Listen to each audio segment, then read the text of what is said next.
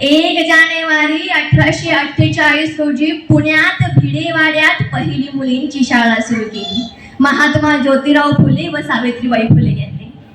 तुम्हाला प्रश्न पडत असेल की महात्मा ज्योतिराव फुले यांनी 1 जानेवारीलाच का शाळा सुरू केली?